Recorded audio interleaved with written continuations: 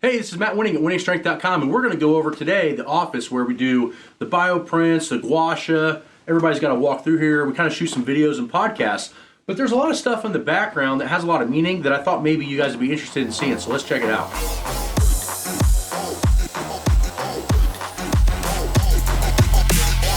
So the first thing was the first cover that I was on in Power magazine. So this picture right here is me breaking the all-time world record completely raw.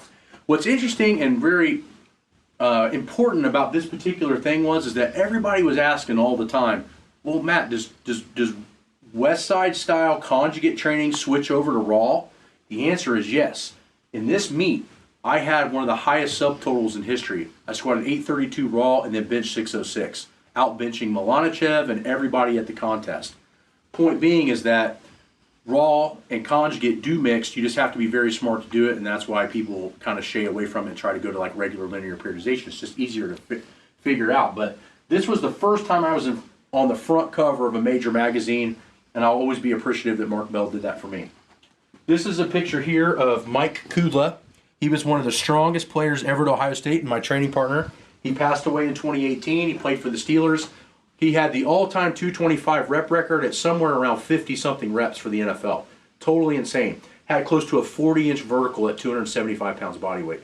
Just wrap your head around that. This one right here is a really important, the front cover was Tim Kennedy, but if you look here, Get Combat Ready with Army's Cutting Edge Strength Program. Guess whose program that was? Moi. So this is the big article, probably one of the only articles ever published in Muscle and Fitness that wasn't garbage and actually had good information on how to train. But if you look, it says modern warfare takes modern training, so the Army called in the best in the world to rewrite the manual. That's pretty cool to be called the best in the world by probably one of the biggest publications ever done in magazine history for fitness, which is Muscle and Fitness, right? So that's one that holds a lot of clout. But you actually saw, we actually gave away a lot of the Mountain Athlete Warrior programming and how to lift in that particular setting. So that was a huge step for me, being kind of nationally known as a good trainer. This is the actual cast. You can see it says Bigfoot Matt that my uncle drove. This is one of the last casts that I had on when I was in full-legged casts and I was hit by a car and in a wheelchair for a whole year. So my mom actually had this in the attic and gave it to me, and it kind of reminds me of what got me into lifting and where my legs are now. So that big helmet there is when I broke the all-time world record in equipment and squats.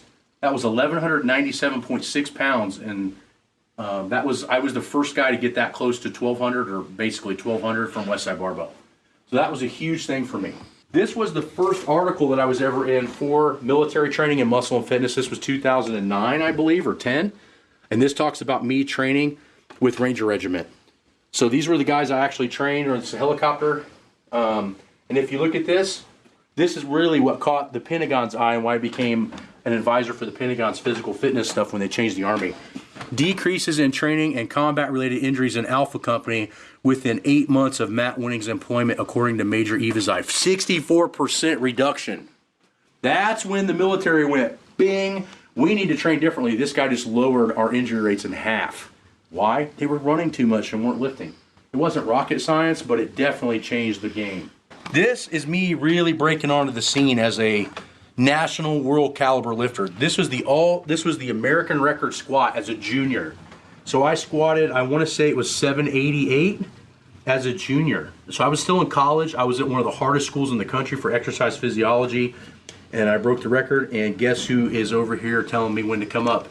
The all-time great Ed Cohen. So that, as you can see, if you look at that picture, my form is A1A perfect at 23 years old. A lot of that can be credited to Chuck Vogelpool, Louis Simmons, but I want you guys to look at how straight those shanks are. I mean, just completely straight vertical shin, and that's the USAPL. So this was the first world championship that I won as a teenager. So in 1999, I competed in Nebraska, and I won my first world championships. And again, look at the technique on that squat. Completely vertical shins, chest up, like I've been teaching you guys and telling you guys how to squat for years. That is a 700-pound squat as a fucking teenager. So get some. All right, now we're gonna go back to my bloating years. So you can see right here, this is the first all-time world record. The total. 815 bench, 1,085. Dude, look at that face. Holy shnikes. 1,085 squat, 765 deadlift, 2665 total, 2008, first all-time world record. What made this really important was this was the first year Louie and I had a big out. I wasn't training at Westside Barbell anymore. Louie thought I wasn't going to get any better. My total was 2465 when I left Louie, and in 1 year it was 2665, and it was the world record because I was doing what I knew I needed to do. And that's a lot of the reason me and Louie had lots of arguments was I was learning that I needed to recover every third week and feel better, and he felt that that was me being lazy. But in reality, I could just feel that I needed to recover more. So the real difference is that I would go hard one week, extremely hard the next week, and then I would back off a little bit the week after that, and then I would do that cycle, and that's what I did. My total jumped 200 pounds in less than a year. So here was the other cover for Power Magazine. So I was on the cover twice, which I was one of the only lifters to do that when Mark Bell ran that magazine, and this was one of the last covers ever done in the magazine in 2018. So that was really impressive. I knew that Mark might not be doing the magazine too much longer. He let me have one of the last covers. And this is where you can see the dieting process starting. So you can see there's getting to be a lot of veins on my forearms. I look more athletic there, whereas that's 2014, so that's 4 years pre, and how much I didn't understand about dieting. These two are the DVDs, the first two DVDs that we ever came out with. This was the first one, and this was the second one. These were probably some of the best training DVDs ever recorded as far as front to back, A to B knowledge of understanding how to train. And then the one thing I think that sets a lot of people apart from me is the education level. So as you can see, Bachelor of Science from Ball State University 2003, Masters of Science 2005. So not only did I go in and walk the damn shit, I talked it, and I did the schooling to back it up. And that's really what you want to use as a separation from online coaching or somebody that's going to help you with a manual. You know, it's great to go and have the experience in the gym, but it's even better to have all that experience and actually go study things as well. So remember that when you select an online coach or you select any kind of manuals that you want to get some information from.